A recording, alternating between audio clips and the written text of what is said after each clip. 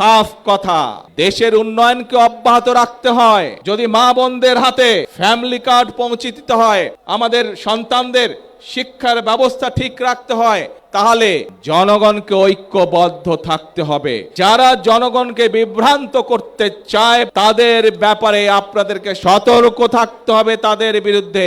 এই দেশের যারা শিল্পোদ্যোক্তা আছে, যারা মিল ফ্যাক্টরি তৈরি করতে পারে, তার ফলে আমাদের বেকারদের কর্মসংস্থানের ব্যবস্থা করতে পারে, সেই জন্য এই দেশে বাংলাদেশে যে সকল দ্রব্য তৈরি হয়, একই দ্রব্য কেউ যদি বিদেশ থেকে আমদানি করে তার উপরে আমরা শুল্ক বাড়িয়ে দিয়েছি, যাতে করে বাংলাদেশের মিল কলকারখানাগুলো রক্ষা পায়, যাতে করে সেই মিল কারখানাগুলো যদি চলে তাহলে আমাদের ছেলেমেয়েরা সেখানে চাকরি বাকরি করতে পারবে। একই জিনিস যদি বিদেশ থেকে আসে তখন আমাদের মিল কারখানা চলবে? বন্ধ হয়ে যাবে। সেই জন্য আমাদের মিল কারখানাগুলোকে আমরা প্রোটেকশন দিয়েছি, সেই ব্যবস্থা আমরা এই বাজেটের মধ্যে রেখেছি।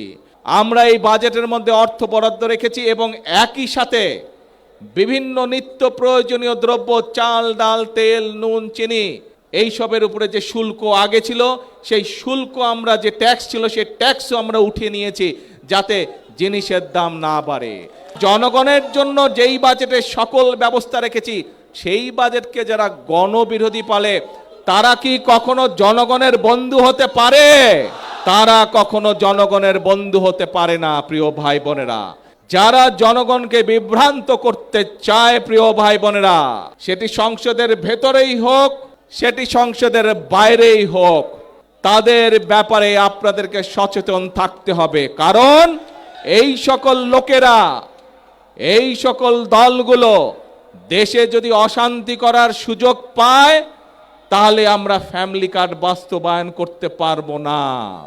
এই লোকগুলো, এই দলগুলো যদি দেশে অশান্তি সৃষ্টি করে তাহলে এই যে আজকে প্রতিবন্ধী মানুষগুলোকে যে আমরা সহযোগিতা করলাম, এই যে গরিব ছাত্র স্টুডেন্টগুলোকে যে আমরা সহযোগিতা করলাম, এই যে আমরা নিত্য প্রয়োজনীয় দ্রব্যের উপর থেকে 60টি দ্রব্যের উপর থেকে যে আমরা ট্যাক্স তুলে নিতে পারলাম, এইটি আমরা তাহলে কন্টিনিউ করতে পারবো না। কাজেই যারা এসব কাজে বাধা দিবে, কি ব্যবস্থা করা উচিত তাদের বিরুদ্ধে? সতর্ক থাকতে হবে তাদের বিরুদ্ধে এবং জনগণকে ঐক্যবদ্ধ থাকতে হবে। বিএনপি হচ্ছে জনগণের দল। যতবারই এই দেশে নিরপেক্ষ নির্বাচন হয়েছে, যতবারই এই বাংলাদেশে মানুষ স্বাধীনভাবে ভোট দিতে পেরেছে, প্রত্যেকবার মানুষ ধানের শীষকে বিজয় করেছে। এবং এই যে মৌলভীবাজারের যতগুলো বড় বড় রাস্তাঘাট, স্কুল, কলেজ দেখেছেন, খোঁজ করে দেখুন, এগুলো সব বিএনপি মরহুম সাইফুর রহমান সাহেবের সময় এই কাজগুলো হয়েছিল।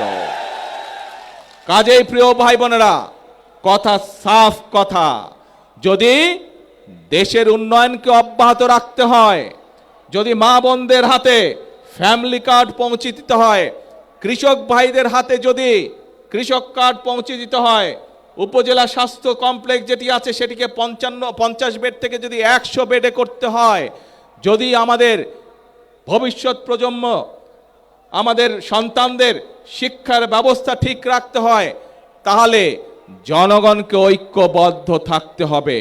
জনগণ যদি ঐক্যবদ্ধ থাকে তাহলে কোনো ষড়যন্ত্র সফল হতে পারবে না। জনগণ যদি ঐক্যবদ্ধ থাকে, বাংলাদেশের গণতন্ত্রকে কেউ নষ্ট করতে পারবে না।